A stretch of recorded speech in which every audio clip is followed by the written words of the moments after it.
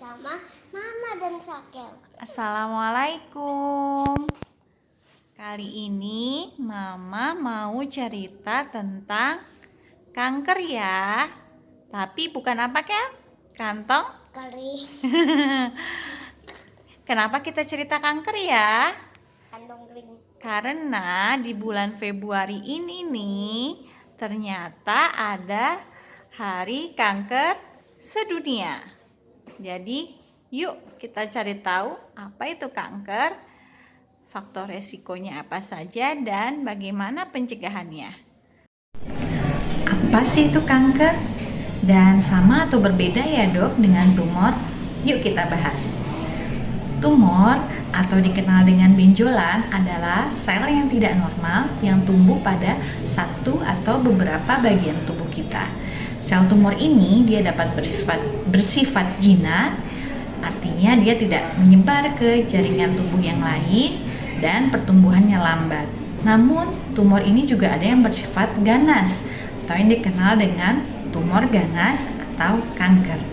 Jadi kanker atau tumor ganas adalah istilah untuk penyakit di mana sel yang tidak normal atau abnormal tersebut membelah secara cepat dan tidak terkendali serta dapat menyerang atau menyebar ke jaringan sekitarnya atau bagian tubuh yang lain melalui pembuluh darah ataupun kelenjar getah bening yang dikenal dengan metastasis atau penyebaran.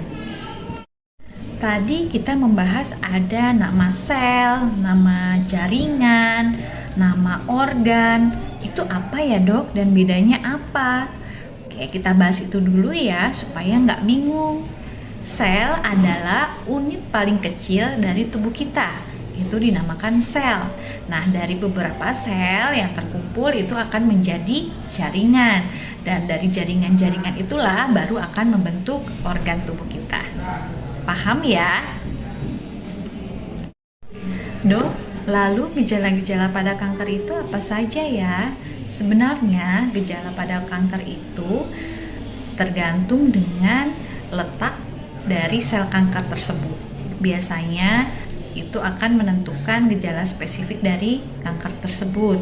Walaupun memang ada beberapa gejala yang hampir sama ya. Jadi sebenarnya tergantung pada lokasinya. Seperti misalkan ada sel kanker di payudara, akan berbeda, gejalanya sedikit berbeda dengan sel kanker yang ada di paru-paru, di otak, di rahim, gitu ya. Itu akan ada ciri khas masing-masing. Namun untuk gejala-gejala yang umumnya, nah kita bisa mudah pahami dengan singkatan waspada. Oke? Nah, yang pertama adalah waktu buang air besar atau buang air kecil yang mengalami gangguan atau masalah yang berbeda dari biasanya. Nah, ini biasanya juga memang lebih spesifik pada sel kanker yang menyerang saluran pencernaan, misalkan kanker usus. Kedua adalah A yaitu alat pencernaan yang terganggu dan susah menelan. Hal ini masih terkait juga dengan kanker-kanker pada saluran pencernaan ya, biasanya seperti yang menyerang baik itu saluran pencernaan bawah, usus maupun lambung ataupun saluran pencernaan bagian atas seperti kerongkongan. Ketiga yaitu S. S di sini adalah suara parau atau serak dan juga bisa disertai dengan batuk yang tidak sembuh-sembuh. Biasanya ini spesifik pada sel kanker yang menyerang saluran pernafasan seperti kanker paru.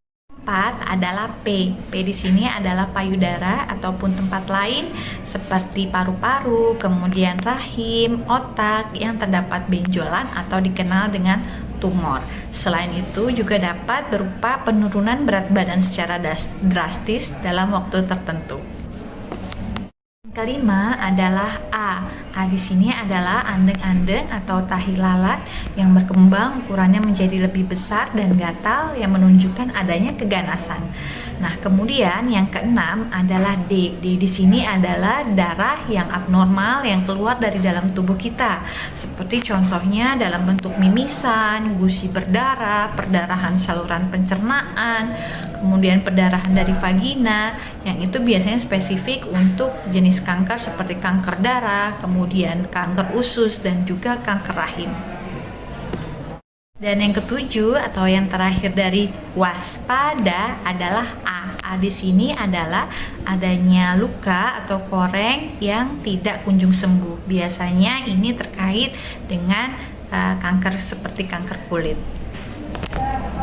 Untuk kanker anak, biasanya gejalanya sedikit berbeda dengan dewasa ya. Pada anak biasanya terjadi kanker yang berhubungan dengan darah atau biasa dikenal dengan leukemia, sehingga gejala-gejalanya pun kebanyakan berkaitan dengan kanker darah.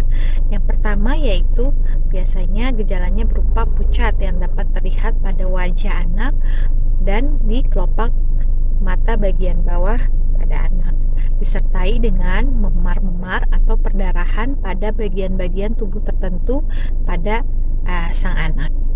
Kedua adalah adanya benjolan atau pembengkakan pada bagian tertentu di tubuh anak tanpa disertai adanya demam ataupun tanda infeksi yang lainnya. Kemudian yang ketiga adalah penurunan berat badan yang signifikan pada anak atau dapat juga berupa demam tanpa ada sebab yang jelas, kemudian batuk yang menetap bahkan sampai dengan sesak napas. Yang keempat adalah dapat terjadi perubahan pada mata anak seperti juling, hilangnya penglihatan ataupun memar dan bengkak di sekitar mata. Ciri yang kelima adalah adanya perut yang membesar atau membuncit pada sang anak. Keenam adalah dapat juga terjadi sakit kepala berat pada anak sampai dengan muntah-muntah, dan yang terakhir atau yang ketujuh adalah dapat juga disertai dengan nyeri pada tulang seperti tangan dan kaki anak, bahkan dapat disertai dengan bengkak atau memar tanpa penyebab yang jelas seperti riwayat trauma ataupun infeksi. Lalu bagaimana ya dok tipsnya untuk dapat mencegah dan juga mengurangi atau bahkan menghindarkan diri kita dari resiko terkena kanker? Mudahnya kita pahami dengan cerdik. C yang pertama di sini adalah cek kesehatan secara rutin ataupun screening kesehatan, terutama bagi keluarga yang memiliki riwayat penyakit kanker. Yang kedua adalah E di sini adalah enyahkan asap rokok. Baik itu jangan merokok, kemudian juga menghindari paparan rokok seperti perokok pasif dan juga menghindari paparan zat kimia lainnya. Cerdik berarti yang ketiga adalah R. R di sini adalah kita harus rajin berolahraga atau aktif secara fisik, dan juga kita harus menjaga berat badan ideal atau jangan sampai obesitas, karena obesitas juga merupakan faktor resiko. Nah, yang perlu kita ingat bahwa kita juga harus memakai pelindung secara benar ketika berolahraga agar terhindar dari paparan radiasi ataupun polusi udara yang berlebihan yang juga merupakan salah satu faktor resiko.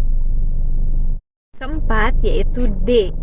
D di sini adalah diet yang seimbang, gizi yang sehat, yang lengkap, yaitu makanan-makanan tanpa bahan pengawet, kemudian penyedap rasa ataupun pemanis serta pewarna buatan.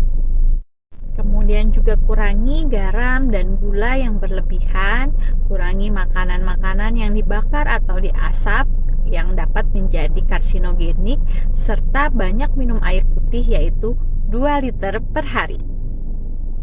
Satu lagi, bahwa diet makanan-makanan sehat atau gizi seimbang itu juga penempatannya atau alas makan, tempat makan dan minumnya juga harus yang berbahan aman ya. Artinya bukan bahan-bahan yang dapat menimbulkan resiko kanker atau karsinogenik.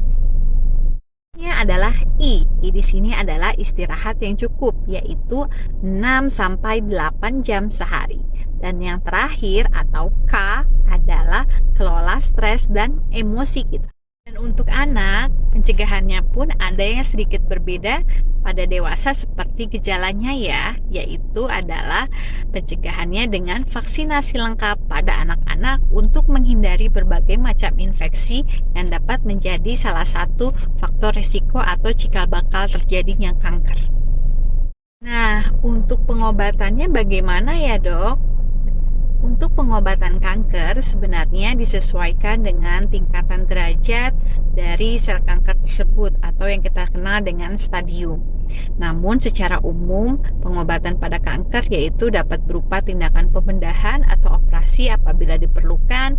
Kemudian yang kedua juga dengan obat-obatan kemoterapi, obat-obatan radioterapi, kemudian juga obat-obatan untuk menghilangkan atau menangani keluhan-keluhan, gejala atau masalah yang terkadang berbeda-beda tiap pasien. Dan juga yang paling penting adalah nutrisi pada pasien kanker, karena apabila nutrisinya jelek maka pengobatannya pun atau kedepannya pun akan menjadi kurang bagus karena imunitas yang menjadi semakin menurun. Cukup sekian sahabat Sakel, semoga yang diceritakan mama saya bermanfaat. Terima kasih. Assalamualaikum. Dah.